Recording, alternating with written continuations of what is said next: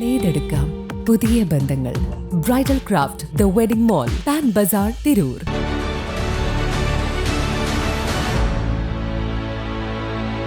നമസ്കാരം. Britain television തെരഞ്ഞെടുപ്പ് വാർത്തയിലേക്ക് സ്വാഗതം.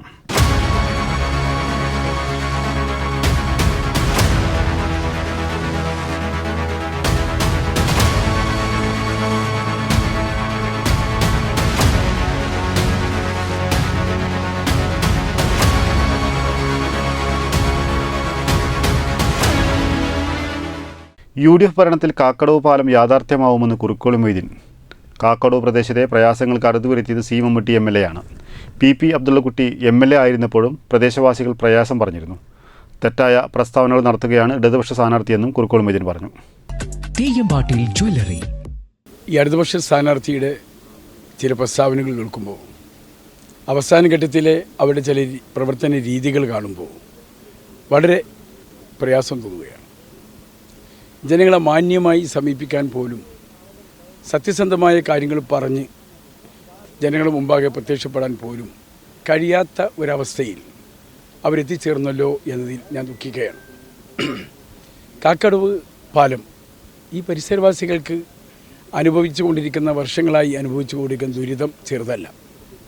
ഈ ദ്വീപ് ഇവിടുന്ന് അങ്ങോട്ടും ഇങ്ങോട്ടും അവർക്ക് അങ്ങാടിയിലെത്തണമെങ്കിൽ, വീട്ടിലൊരു അതിഥി വന്നാൽ എന്തെങ്കിലും ഒരു വസ്തു വാങ്ങണമെങ്കിൽ കടകളിലേക്ക് പോകാൻ അവരനുഭവിക്കുന്ന പ്രയാസം എത്രയാണ് നമുക്കെല്ലാവർക്കും ഇതറിയാം. ഞാനിവിടെ പലതവണ വന്നിട്ടുണ്ട്. അതുകൊണ്ട് തന്നെ അതിന് പരിഹാരത്തിന് ഇവിടെയുള്ള നമ്മുടെ സംഘടനകളുമായൊക്കെ സംസാരിച്ച്, നേതാക്കന്മാരുമായി സംസാരിച്ച്, മുനിസിപ്പൽ കൗൺസിലിലെ സാരഥികളുമായൊക്കെ സംസാരിച്ച് ചില പദ്ധതികൾ ആവിഷ്കരിച്ചു. എന്തായിരുന്നു ഇവിടുത്തെ പഴയ അവസ്ഥ? ഒരു കോൺക്രീറ്റ് പാലം നടന്നു പോകാനുള്ള, അത് തകർന്നു വീണല്ലോ ഒരു കാലത്ത്. ഈ പരിസരവാസികൾ അത് മറന്നോ? 3 കൊല്ലം അത് നന്നാക്കാതെ കരുതിയില്ലേ? 3 വർഷം. ആരാണ് അന്ന് ഇവിടുത്തെ ഭരണകർത്താക്കൾ? ആരായിരുന്നു അന്നത്തെ MLA? മരിച്ചുപോയ ബഹുമാന്യനായ എൻ്റെ സുഹൃത്തായിരുന്ന PP അബ്ദുള്ളക്കുട്ടി സാഹിബായിരുന്നു. എന്തിനാ ആ പാലത്തിലേക്ക് തിരിഞ്ഞു നോക്കാൻ? പഴയ കാര്യങ്ങളൊക്കെ പെട്ടെന്ന് നമ്മൾ മറന്നാലെങ്ങനെ? മമ്മൂട്ടി വയനാട്ടുകാരൻ എന്നൊക്കെ പരിഹസിച്ച ചില ആളുകൾ, മമ്മൂട്ടി വേണ്ടി വന്നില്ലേ കാക്കടവിലേക്ക് ഈ തൂക്കുപാലം കൊണ്ടുവരാൻ? പ്രത്യേക ഫണ്ട് കലക്ടർ സാന്നിധ്യത്തിൽ മീറ്റിംഗ് കൂടി അതിനുവേണ്ടി ലഭ്യമാക്കിയാണ് ഈ പാലം പണിതത്. ഇന്ന് ആ പാലം മതിയാകാതെ വന്നിരിക്കുകയാണ്. അവർക്ക് കാൽനട പോരാ, വാഹനങ്ങളിൽ അങ്ങോട്ടും ഇങ്ങോട്ടും പോകാനുള്ള സംവിധാനം ഉണ്ടാകണം. ഞാൻ MLA ആയി വന്നപ്പോൾ 2021 ഇവിടുത്തെ നിവാസികളെ ഞാൻ വിളിച്ചു ചേർത്തിരുന്നു. അവരുമായി സംസാരിച്ച് അവരെ ഞാൻ സഹായിക്കാമെന്നും പറഞ്ഞിരുന്നു. ഞാൻ ആദ്യമായി MLA ആകുമ്പോൾ ഞാൻ വലിയ പ്രതീക്ഷയിലാണ് വന്നത്. സർക്കാരിനോട് വളരെ അടിയന്തര പ്രാധാന്യമുള്ള കാര്യങ്ങളൊക്കെ പറഞ്ഞാൽ അവരതൊക്കെ അംഗീകരിക്കും, അതൊക്കെ വകവെച്ച് തരും എന്നൊക്കെ എൻ്റെ പ്രതീക്ഷ. പക്ഷേ ഞാൻ നിരാശനാണ്. എല്ലാ വർഷവും ചില്ലറ കാശ് എന്തെങ്കിലുമൊക്കെ തന്ന്, കൈമടക്ക് തന്ന് അയക്കുന്നത് പോലെയാണ് ഈ സർക്കാരിൻ്റെ മനോഭാവവും പ്രവർത്തന രീതിയും. ഇവിടുത്തെ എതിർ സ്ഥാനാർത്ഥി, എൻ്റെ എതിർ സ്ഥാനാർത്ഥി പ്രിയങ്കരനായ എൻ്റെ സുഹൃത്താണ്. നിലവിൽ കേരളത്തിലെ മന്ത്രിസഭയിലെ അംഗവുമാണ്. ഈ പ്രാവശ്യത്തെ ബജറ്റെങ്കിലും, കഴിഞ്ഞകാല ബജറ്റുകളൊക്കെ പരിശോധിക്കാൻ ഞാൻ പറയുന്നില്ല, ഈ അവസാനത്തെ ബജറ്റ് 25-26 വർഷത്തിലെ ബജറ്റ് പുസ്തകമെങ്കിലും ഒന്ന് വായിച്ചു നോക്കാൻ ഞാൻ അദ്ദേഹത്തോട് പറയുകയാണ്. പാപം, അദ്ദേഹത്തിൻ്റെ ചില വർത്തമാനങ്ങൾ കേൾക്കുമ്പോൾ എനിക്ക് ദുഃഖം തോന്നുന്നു. കേരളത്തിൽ പ്രതിനിധീകരിക്കുന്ന, ഈ ജില്ലയെ പ്രതിനിധീകരിക്കുന്ന മന്ത്രി ഇങ്ങനെ കളവ് പറഞ്ഞുകൂടാ. അതിനുവേണ്ടി ബജറ്റിൽ അംഗീകാരം കിട്ടിയിട്ടുണ്ട്, പക്ഷേ ഫണ്ട് നിങ്ങൾ തന്നിട്ടില്ല. 100 രൂപയുടെ ടോക്കൺ മണി മാത്രമാണ് അനുവദിച്ചിട്ടുള്ളത്. 5 വർഷമായി ധനകാര്യമന്ത്രി ഗോപാനോട് ഇതുമായി ബന്ധപ്പെട്ട് സംസാരിക്കുക. പലതവണ ഈ പാലത്തിൻ്റെ കാര്യം ഞാൻ സംസാരിച്ചിട്ടുണ്ട്. പക്ഷേ ഇതിന് ആവശ്യമായ ഫണ്ട് തന്നിട്ടില്ല. ഫണ്ട് തരാത്തത് ഇവിടുത്തെ മുനിസിപ്പൽ കൗൺസിലിൻ്റെയോ MLAയോട് തകരാറാണോ? ജനം വിലയിരുത്ത്. അതുകൊണ്ട് ഈ രീതിയിലുള്ള തെറ്റായ പ്രസ്താവനകൾ ഗത്യന്തരമില്ലെന്ന് കാണുമ്പോൾ പറയുന്നത് ശരിയല്ല എന്ന് മാത്രമേ ഞാൻ വളരെ മര്യാദയോടുകൂടി ഞാൻ പറയുന്നുള്ളൂ. ഈ പാലം നമുക്ക് നന്നാക്കിയെടുക്കേണ്ടതുണ്ട്. എനിക്കൊരു നല്ല വിശ്വാസമുണ്ട്. UDFൻ്റെ ഗവൺമെൻറ് വരുമ്പോൾ ഭരണപക്ഷത്തെ ഒരു MLA ആയി ഇരിക്കാൻ എനിക്കൊരവസരം കിട്ടിയാൽ ഞാൻ മുന്തിയ പരിഗണന നൽകുന്ന ഒരു പ്രവൃത്തി ഇതാണ്, കാക്കടവ് പാലം. ഞാൻ അവിടുത്തെ ജനങ്ങൾക്ക് വാക്ക് കൊടുത്തിട്ടുണ്ട്.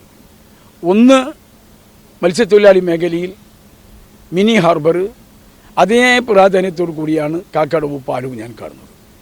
ഇത് രണ്ടും ഒന്നേത് രണ്ടേത് എന്ന് പറയാൻ കഴിയാത്ത രീതിയിൽ രണ്ടിനും വളരെ പ്രാധാന്യം കൊടുത്തുകൊണ്ട് ഈ രണ്ട് പദ്ധതികൾ കൊണ്ടുവരാനാണ്, മുൻഗണന നൽകി കൊണ്ടുവരാനാണ് ഞാൻ പരിശ്രമിക്കുന്നത്.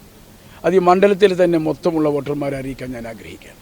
നിങ്ങൾ പ്രധാനമായിട്ട് മനസ്സിലാക്കേണ്ടത്, കുറച്ച് ദിവസമായിട്ട് ഈ പ്രദേശത്ത് ഇങ്ങനെ കാണിച്ചുകൊണ്ട് മാധ്യമപ്രവർത്തകരെ വിളിച്ചു ചേർത്ത് ഇവിടെ വലിയ കൊട്ടി ആഘോഷിക്കലുണ്ടായി. യഥാർത്ഥത്തിൽ സി മമ്മൂട്ടി MLA മുമ്പ് ഏകദേശം എത്ര കോടി ലക്ഷമാണ് മമ്മൂട്ടീൻ്റെ 30 ലക്ഷം രൂപ വിലയിരുത്തി വകയിരുത്തിയിട്ട് ഈ പ്രദേശത്തേക്ക് അന്ന് ഈ തൂക്കുപാലം നിർമ്മിച്ചത്. യഥാർത്ഥത്തിൽ നിങ്ങൾ മനസ്സിലാക്കേണ്ടത്, ഈ തൂക്കുപാലം അദ്ദേഹം നിർമ്മിക്കുന്ന കാലഘട്ടങ്ങളിൽ ഈ പറയുന്ന വ്യക്തി തിരൂർ മുനിസിപ്പാലിറ്റിയുടെ വൈസ് ചെയർപേഴ്സണാണ്. വിവിധ പദ്ധതികൾ പറയുന്നല്ലാതെ അത്രയും പദ്ധതികളൊന്നും ഇവിടെ കൊടുക്കുന്നതായിട്ട് കാണുന്നില്ല. മമ്മൂട്ടി കൊണ്ടുവന്ന ഈ തൂക്കുപാലം ഈ അടുത്തായിട്ട് അതിന് ചില ക്ഷതങ്ങൾ സംഭവിച്ചിട്ടുണ്ട്. അത് കാലഘട്ടത്തിന് ശേഷമായ അതിൻ്റെ മാറ്റങ്ങൾ ഉണ്ടാവുമല്ലോ. അതിനിപ്പോൾ തിരൂർ മുനിസിപ്പാലിറ്റി 9 ലക്ഷം രൂപ വെച്ച് ഇതിൻ്റെ നിർമ്മാണ പ്രവർത്തനം, ഈ പ്ലാറ്റ്ഫോം നിർമ്മിക്കുന്നതിന് വേണ്ടിയിട്ട് വകയിരുത്തിയിട്ടുണ്ട്. ഊരാലിങ്ങൽ കമ്പനിയാണ് ആ ഉത്തരവാദിത്വം ഏറ്റെടുത്തിട്ടുള്ളത്. ഇതോടനുബന്ധിച്ച് തന്നെ പ്രിയപ്പെട്ട MLA കുർക്കുളി മൊയ്തീൻ സാഹിബ് ഈ പ്രദേശം സന്ദർശിക്കുകയും ഇവിടുത്തെ ഈ ദ്വീപുകാരുടെ പ്രയാസം മനസ്സിലാക്കിക്കൊണ്ട് അദ്ദേഹം ഗവൺമെൻറ്റിൽ പദ്ധതി കൊണ്ടുവരാൻ വേണ്ടി 17.25 കോടി രൂപയോളം ചെലവഴിച്ച് പാലത്തിൻ്റെ നിർമ്മാണ പ്രവർത്തനവുമായി ബന്ധപ്പെട്ടുകൊണ്ടിരിക്കുകയാണ്. അപ്പോൾ ഇത്തരം കാര്യങ്ങളൊന്നും ചൂണ്ടിക്കാണിച്ച് ഈ വ്യക്തി ഈ നാട്ടുകാരനാണല്ലോ, ഈ നാട്ടുകാരൻ എന്തുകൊണ്ട് ഇതിൻ്റെ മുമ്പ് അദ്ദേഹം ഇവിടെ സ്റ്റാൻഡിംഗ് കമ്മിറ്റി ചെയർപേഴ്സൺ ആയിട്ടുണ്ട്, അതുപോലെ തന്നെ വൈസ് ചെയർപേഴ്സൺ ആയിട്ടുണ്ട്. ഈ കാലഘട്ടങ്ങളിലൊന്നും അദ്ദേഹത്തിന് കൊണ്ടുവരാൻ കഴിയാത്തത് ഇപ്പോൾ കൊണ്ടുവരാൻ പുതിയ പദ്ധതികളൊക്കെ കൊണ്ടുവരും, ഞാനിത് മൊത്തം സംരക്ഷിക്കും എന്ന് പറഞ്ഞാൽ അങ്ങനെ പറയുന്നത് ശരിയല്ല. Customise collection, best in budget, Theyyam പാട്ടിൽ പോലൊരു ഓപ്ഷൻ വേറെ ഇല്ല.